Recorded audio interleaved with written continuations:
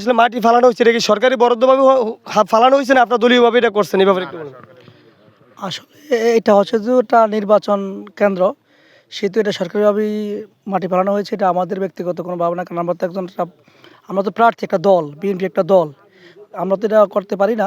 এই জন্যই সরকারিভাবে এটা করানো হয়েছে। আর আপনি যেটা বলছেন যে যোগাযোগের ব্যবস্থা, আসলে অ্যাকচুয়ালি এই চর একটা বিচ্ছিন্ন দ্বীপ, এখানে যোগাযোগ করতে একটু কষ্টই হবে।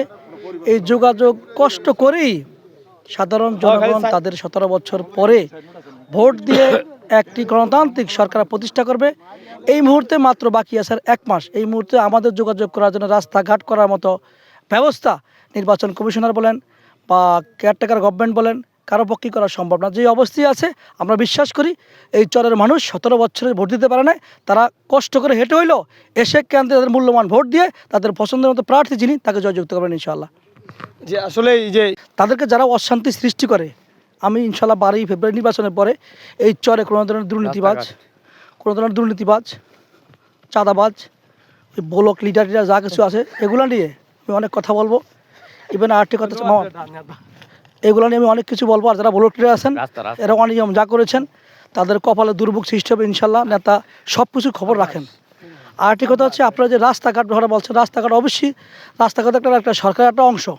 আর যেহেতু মেজর হাবিব সাহেব এখান থেকে 6 বার নির্বাচিত হয়েছেন, এই চরের মানুষকে তিনি বিনামূল্যে বন্দোবস্ত দিয়েছেন। এবারও ইনশাল্লাহ বন্দোবস্ত দিবেন। তবে কেউ যদি ভেবে থাকেন যে আগামী বন্দোবস্ত দেওয়ার সময় সাধারণ লোকদের কাছে টাকা টুকা নেবেন, ওটা একদম ভুলে যান। ওটা নেওয়া সম্ভব হবে না।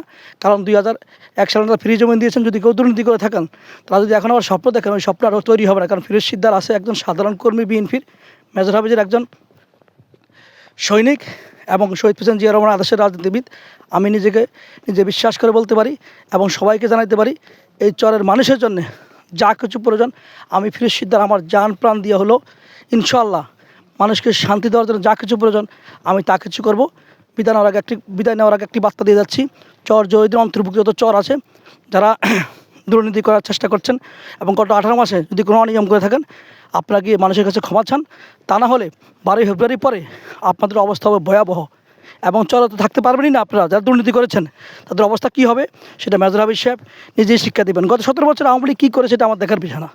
আওয়ামী লীগ তো অন্যায় করেছে, জুলুম করেছে, নির্যাতন করেছে বলেই এদেশের মানুষ তাদেরকে এক কাপড়ে এদেশ থেকে বিতাড়িত করেছে। এবং সেই পথে যদি আমরা চলি তাহলে একটি কথা মনে রাখবেন, আমাদের অবস্থা শেখ হাসিনার চাইতে আরও খারাপ হবে।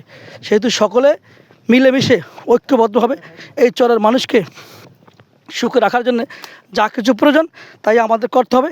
যেহেতু আমার নেতা মেজর হাবিব একজন সৎলোক, শহীদ প্রেসিডেন্ট জিয়া রহমানের সৎলোক, আমাদের আদর্শকে ভালোবেসে লালন পালন করি, বিএনপি করি। আর একটি কথা হচ্ছে কর্ম আছে, এগুলো